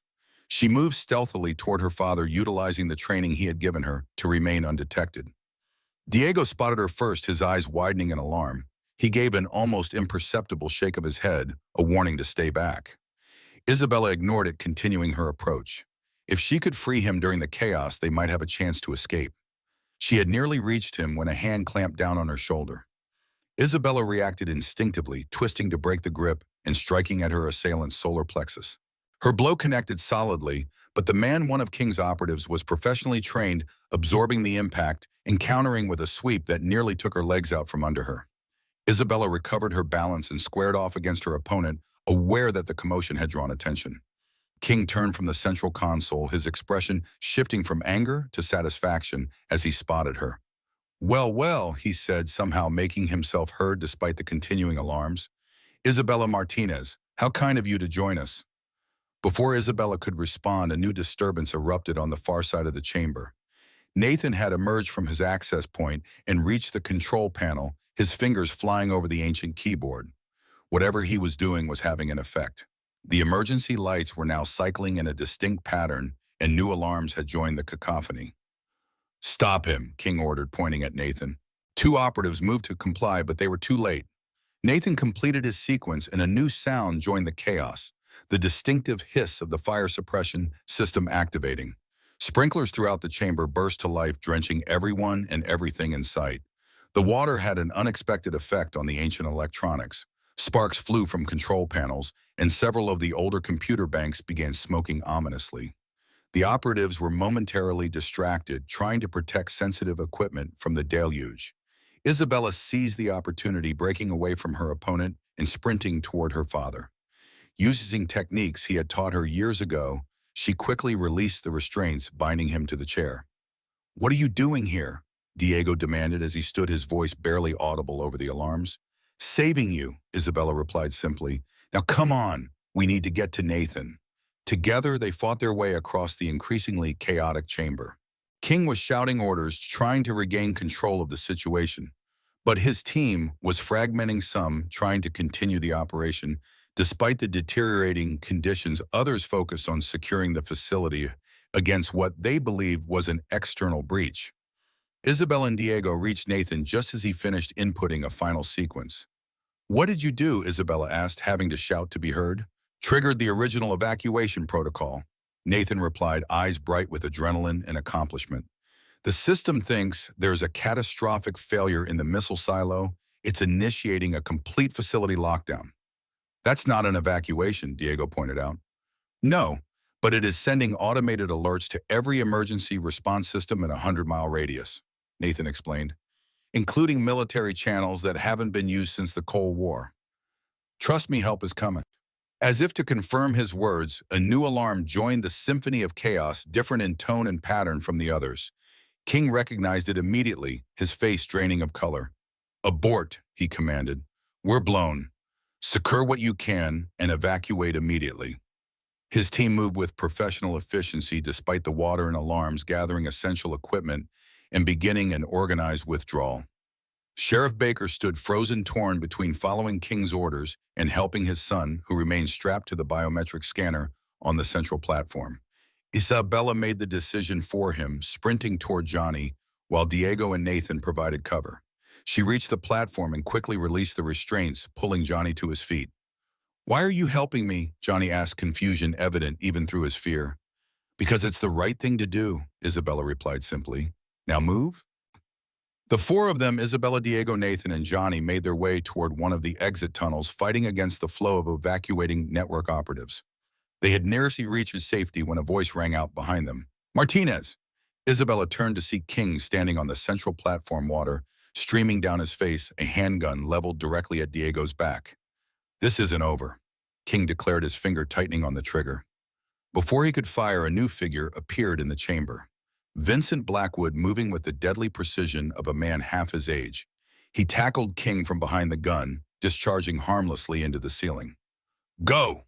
Blackwood shouted, struggling with King on the platform. "Get them out of here!" Diego hesitated, clearly torn about leaving Blackwood behind. "Vincent, I've been waiting 40 years for this," Blackwood called back. "Don't worry about me. Save your daughter." With a final nod of respect to his old ally, Diego ushered the teenagers into the exit tunnel. They navigated the twisting passages, guided by Nathan's seemingly infallible memory of the facility's layout, eventually emerging through an emergency exit into the school's boiler room. The school was in chaos, the fire alarms having triggered a genuine evacuation. Students and teachers streamed toward the exits, creating perfect cover for the four bedraggled figures emerging from the basement. Outside, emergency vehicles were already arriving: police cruisers, fire trucks, ambulances. and among them black SUVs with government plates, their occupants moving with the coordinated precision of federal agents. Principal Wilson stood in the parking lot, directing the evacuation with calm authority. When she spotted Isabella and the others, she broke away from her duties and approached them quickly. "You triggered the fail-safe," she said, her tone balanced between accusation and admiration. "It was the only way," Isabella replied. Wilson nodded in understanding. "You did well, both of you." She glanced at Johnny Baker, who stood awkwardly to one side. "All of you." "My father," Johnny began, "is in federal custody," Wilson completed for him, "along with most of the network's operational team. King." "Blackwood has him," Diego said. "At least he did when we left." As if summoned by his name, Vincent Blackwood emerged from the school building, supporting himself on the shoulder of a younger agent. He was soaking wet and sporting what would clearly become an impressive black eye, but he was smiling. "Got the bastard," he announced as he reached them. 40 years, but I finally got him." "The silo?" Wilson asked. "Secure," Blackwood confirmed. The old fail-safes worked exactly as designed. Even if they had managed to access the weapon, they couldn't have removed it or activated it remotely. Wilson turned to Nathan. "Your father." "Safe at home," Nathan replied. "He implemented the defensive protocols we designed years ago. The network never had a chance of breaching them." A comfortable silence fell over the small group, a moment of shared relief and accomplishment amid the continuing chaos of the school evacuation. Isabella found herself standing between her father and Nathan, acutely aware of how much had changed in the 36 hours since she'd first arrived at Oak Ridge High. "What happens now?" she asked, directing the question to Wilson and Blackwood. The two exchanged a look laden with decades of shared history. "Now," Wilson said finally, "we clean up. The network has been a shadow over this town for too long. With King in custody and their operation exposed, we can finally bring it all into the light." "And us?" Diego asked, his arm protectively around Isabella's shoulders. "That," Blackwood said with a small smile, "is entirely up to you. You came to Oak Ridge looking for a fresh start. Despite everything that's happened, that option is still on the table if you want it." Diego looked down at his daughter, a question in his eyes. Isabella considered everything they'd been through, the danger, the revelations about her mother, the connections they'd formed in this strange little town with its hidden depths. "I think," she said slowly, "that we might have found exactly where we're supposed to be." 3 months later, Isabella sat on the bleachers of Oak Ridge High's gymnasium, watching as Nathan received his early acceptance letter to MIT, a ceremony Principal Wilson had arranged to recognize his extraordinary achievements in computer science. Frank Reed stood at the edge of the crowd, pride evident in every line of his face as he applauded his son. Diego sat beside Isabella, his arm casually draped across the bleacher behind her. "He's going to do amazing things," he observed. "He already has," Isabella replied, thinking of everything Nathan had accomplished during their adventure beneath the school. In the aftermath of what locals now called the incident, much had changed in Oak Ridge. Sheriff Baker had resigned in disgrace, replaced by a deputy who had no connections to the network. Johnny Baker and his friends had undergone a remarkable transformation, still not exactly friends with Isabella or Nathan, but no longer bullies either. The shared trauma of that day had changed them perhaps for the better. As for Isabella and her father, they had indeed decided to stay. Diego had been offered a position as the high school's boxing coach, establishing the first formal program in the school's history. Isabella had thrown herself into her studies, particularly in international relations and security theory subjects Wilson taught with the expertise of someone who had lived through the darkest days of the Cold War. Vincent Blackwood had retired. For real this time, he insisted, though he still mentored Isabella, occasionally sharing stories about her mother and teaching her techniques that went beyond what her father had shown her. The secret beneath Oak Ridge remained just that secret. The official story involved a gas leak and a routine security drill gone wrong. Only a handful of people knew the truth, and they guarded that knowledge carefully.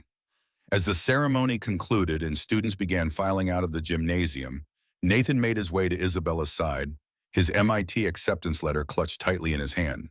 "Congratulations," she said, giving him a quick hug, "though I never doubted you'd get in." "Thanks," Nathan replied, his shy smile a reminder that for all his brilliance and courage, he was still the same person she defended on her first day at Oak Ridge High. "I couldn't have done it without you." "Sure you could have," Isabella contradicted him. You just might have had to put up with Baker and his friends a bit longer. They walked together toward the parking lot where their fathers waited deep in conversation about the classic car Blackwood was helping them restore, a project that had become something of a bonding experience for all of them. "Do you ever think about what's still down there?" Nathan asked quietly. "Under the school," Isabella considered the question. "Sometimes," she admitted, "but mostly I think about the people who were willing to protect it, my mother, your father, Wilson Blackwood. People who understood that some powers are too dangerous to ever be used." "Legacy," Nathan nodded. "That's what it all comes down to, isn't it? The choices we make, the things we protect, the people we defend."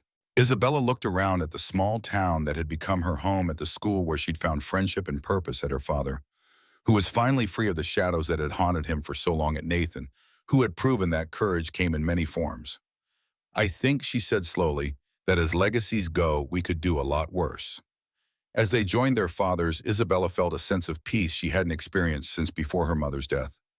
Oak Ridge, with all its secrets and complexities, had become more than just another stopping point in their journey.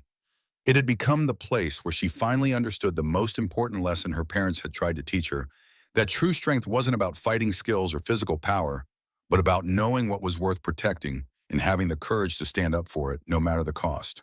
In that small Midwestern town with its hidden depths and Cold War secrets, Isabella Martinez had found not just a home, but a purpose. And for a girl who had spent most of her life running, that was the greatest victory of all.